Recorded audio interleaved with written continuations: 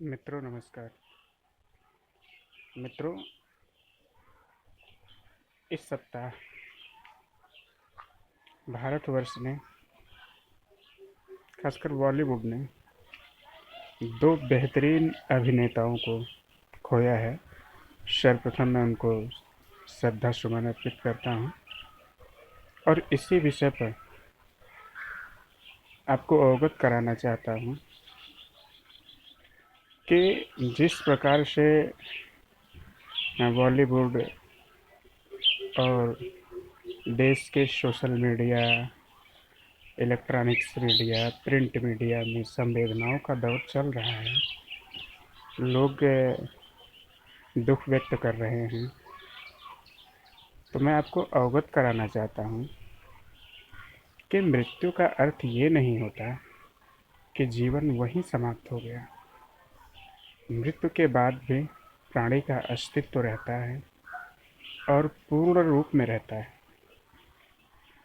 मैं ये बात केवल शास्त्रों के आधार पर नहीं कह रहा हूँ, मैं अपने ये अष्टांग योग की क्रियाओं पर आधारित अपने अनुभव को बता रहा हूँ, जो मुझसे पहले अष्टांग योग के सिद्ध महापुरुषों ने शायद आपको बताया होगा और समय समय पर अवगत कराते रहे। दोस्तों,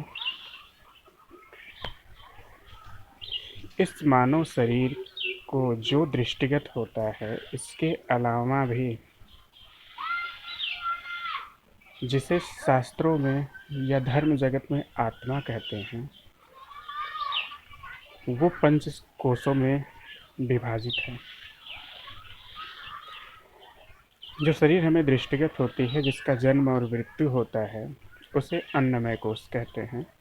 जिसका निर्माण अन्न से होता है, उसकी वृद्धि अन्न के माध्यम से होती है और प्राकृतिक नियमों के द्वारा पुनरपि जन्मम पुनरपि मरणम की प्रक्रिया के द्वारा उसका क्षय भी होता रहता है। परंतु इसके इतर भी 4 सूक्ष्म शरीर होती है, जिसका कभी अंत नहीं होता। जैसा कि भगवत गीता में भगवान श्री कृष्ण ने चौथे अध्याय के 5वें श्लोक में अर्जुन से कहा है कि बहुन्यमे व्यतीतानि जन्मानि तपचार्जुन तानहम वेद सर्वाणि न च वेद परंतप। तो उन्होंने कहा कि हे अर्जुन, मेरे और तुम्हारे कई जन्म हो चुके हैं, परंतु मैं दिव्यता के कारण इन सब को जानता हूँ और अज्ञानता और माया के अधीन होने के कारण तुम उसे नहीं जानते। तो उन्हीं घटनाओं को लेकर आज मैं आपसे चर्चा कर रहा हूँ। दोस्तों, मृत्यु के बाद जिसे एक साधारण प्राणी मृत्यु समझता है, उस मृत्यु के बाद केवल हमारे अन्नमय कोश का विनाश होता है, जो पंच तत्वों से निर्मित है। इसके इतर मनोमय कोश, विज्ञानमय कोश, प्राणमय कोश और आनंदमय कोश पूर्ण रूप से सुरक्षित रहकर अपना कार्य करते रहते हैं और इनकी कैपेसिटी, इनकी क्षमताएं जो होती हैं, वो अन्नमय कोश से कई गुना अधिक होती है।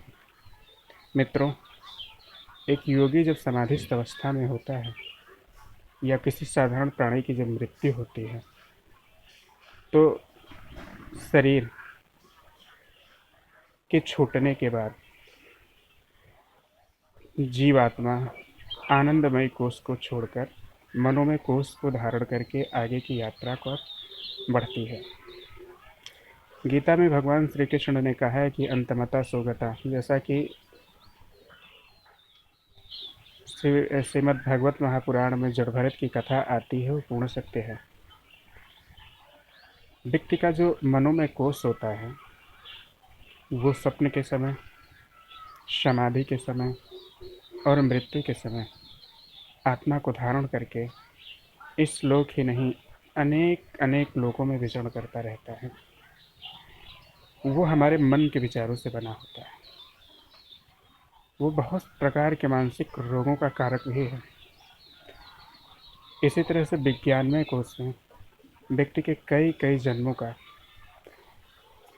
ज्ञान संग्रहित रहता है।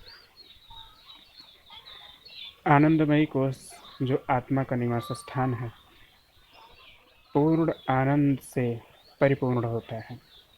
समाधि की अवस्था में और मृत्यु के समय ये आनंदमयी कोष खुल जाता है, जिससे मृत्यु के बाद और समाधि में लीन एक योगी को परमानंद की प्राप्ति होती है। इसी नाते समाधिस्थ व्यक्ति और मृत्यु के प्राप्त कोई भी प्राणी दोबारा जीने की कभी इच्छा नहीं करते। तो दोस्तों, मृत्यु के बाद ये नहीं सोचना चाहिए कि प्राणी का अस्तित्व समाप्त हो गया है। अपितु प्राणी अपने 4 शरीर में हमारे और आपकी तरह ही इस धरा पर विद्यमान रहते हैं, परंतु उनकी शरीर 4th और 5th डायमेंशन में होती है, जिसे हमारी आंखें नहीं देख सकती। मित्रों, अगर किसी व्यक्ति की आयु 100 साल निर्धारित है और किसी भी कारण से उसका अन्नमय कोष 75 साल पे नष्ट हो गया, यानी भौतिक शरीर अगर 75 साल पे नष्ट हो गया, तो प्रकृति के द्वारा नियत 25 साल की आयु वो प्रेत आत्मा के रूप में अन्य 4 शरीरों के साथ पृथ्वी पर भ्रमण करके बिताती है। तंत्र शास्त्र के ज्ञाता और तंत्र क्रियाओं के माहिर अघोरी इन्हीं शरीरों को अपने तांत्रिक क्रियाओं के द्वारा पकड़ लेते हैं, जिनको प्रेतात्माएं कहते हैं, और अपना मनोरथ सिद्ध करने के लिए इनसे नाना प्रकार के कार्य करवाते हैं। दोस्तों, प्रकृति में हम जो देख रहे हैं केवल इतना ही सत्य नहीं है, हमारे देखने से परे भी सत्य है। विज्ञान आज तक उन चीज़ों को छू भी नहीं सका है। अर्थ के एटमॉस्फेयर को हम नहीं देखते, लेकिन इसका यह अर्थ नहीं है कि पृथ्वी के अन्य जीव उसे ना देखते हों। गैस हमारी आंखों से नहीं दिखाई देते, ऑक्सीजन हमारी आंखों से नहीं दिखाई देते, लेकिन इसका यह अर्थ नहीं है कि उसको अन्य जीव ना देखते हों। जिस प्रकार से जल में रहने वाली मछली को जल दिखाई देता है या नहीं देता, इसका विज्ञान के पास कोई प्रमाण नहीं है, परंतु हमें तो दिखाई देता है। उसी प्रकार से प्रकृति ने हर मानव, हर जीव के सामने एक अलग अलग प्रकार की सीमाओं को रखा है, सीमाबद्ध किया है, जिससे प्राणी प्रकृति के हर रहस्यों को ना जान सके।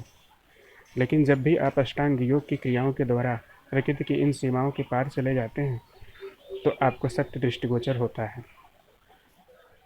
धन्यवाद।